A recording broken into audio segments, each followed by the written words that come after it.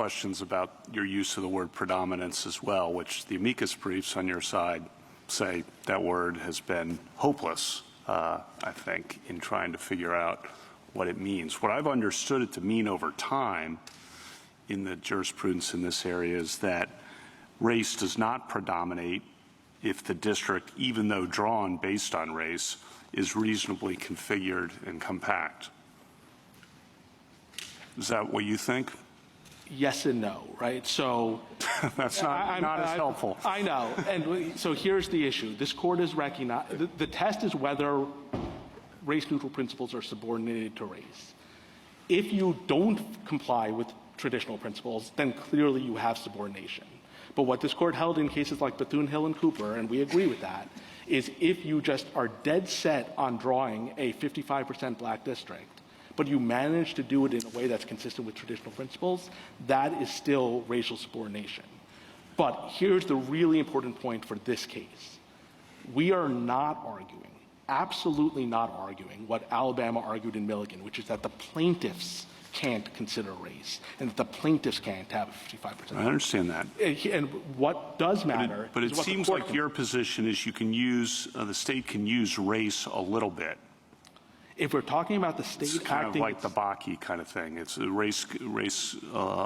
Yes. If you're talking about if you're talking about the state acting in the first instance wholly apart from Section 2, yes, our position and this court's position has been you can consider race, and the reason why is because redistricting is a complicated multi-factor inquiry where lots of the permissible factors highly correlate to race, and if you don't have a standard like predominance, as this court recognized in Alexandra, every partisan gerrymander case will become a racial gerrymander case because they will always come in and say, aha, you must have. But where it predominates, I'm repeating myself now, is where the district becomes not compact, not reasonably configured.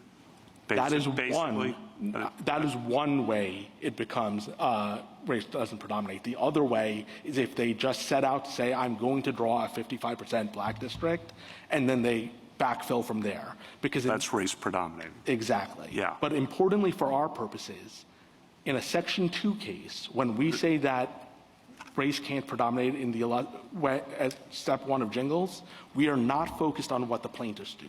The plaintiffs can absolutely consider race. I got that. The court has to conclude that their map is better than the state's map. And then you avoid predominance. I got that. Okay, so then what I viewed as the real innovation of your brief that we have not considered before, as you point out, is the material on page 25, the political objectives. Yes. And that strikes me as new, but also new because we haven't considered it before. So I think that's right. I don't think this court has ever squarely considered it. I think part of the reason the court is What's the rationale for why it's consistent for what we have allowed before? Because it is another traditional race-neutral principle. It is one that hasn't been urged as frequently, in part because it was unclear whether partisan gerrymandering... Because of Rucho. I mean, pre-Rucho. Right, pre-Rucho. But post-Rucho, it is totally clear that that is a permissible criteria. Indeed, in Rucho, the court described it as ignoring the good faith inference that the legislatures do to not consider their political objectives. Got it. And is it also, though, part of constitutional avoidance? Yes, again, because... So there are two things. It's hasn't been considered before, and it avoids constitutional problems if we fold page 25. That's absolutely right. Again, I think one thing to remember here is Jingles was written in 1985. It was 10 years before this court wrote Shaw and Miller and all the predominance cases. There's just no way Jingles would have ever been written the way it was if it was decided after those cases. Okay. That is an intervening change in law that has created constitutional issues, and I think the court should modify Jingles to reflect that. Got it. Two more, sorry. Do you agree with Louisiana on the Constitution? In part, but not entirely. Can you explain that? Yeah, so we don't think that it is unconstitutional for Congress to have any results test, or that the current results test can't survive if it's construed the way we've proposed it. What if it were not construed the way you want it to be construed? What is your position on the temporal point? So if it was construed differently than we've proposed, we do think it's unconstitutional both because of the temporal point and because of its scope just to begin with, right? To be clear, you're not saying Section 2 is unconstitutional. Section 2, as applied to redistricting to the extent it requires the intentional use of race to create districts, if there's no change in Jingles, that's your position. I agree with all of that, except instead of the word intentional, I would say use the word predominant. But with that caveat, yes. Yes, got that. Okay, last, this is picking up on Justice Gorsuch. I think your Harlem hypo is very challenging because, I mean, you get into elections and you're microanalyzing the data. White Democrats and black Democrats are not necessarily, there's going to be a lot of times differences in that, and you say that triggers the finding of polarization, correct? Yeah, if there is... I mean, how big a difference does that have to be? Again, I think the right way It's like 10-point difference?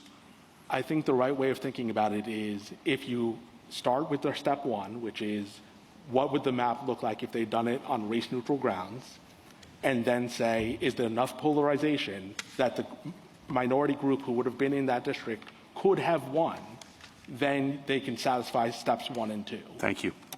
If there's one last point I can make, Your Honor, which is, you had asked a question earlier about the practical consequences of our position. I just do want to emphasize one thing about that, which is if you look at Congress today, there are roughly 60 black representatives. If you look at the districts, there are only 15 majority black districts. So even if we're not even urging Section 2 to be eliminated, but even if you eliminated Section 2 entirely, fully 75% of the black congressmen in this country are in districts that are not protected by Section 2. So it is simply not the case that adopting any of the positions on this side, let alone our position. Just to be fair, they're not arguing for eliminating Section 2 entirely. I think they would disagree with that characterization. But under any view of it, none of these positions is going to lead to there being no black representation in Congress or anything remotely approaching that. Thank you, counsel. Justice Barrett? Mr. Mooppan, I have one, hopefully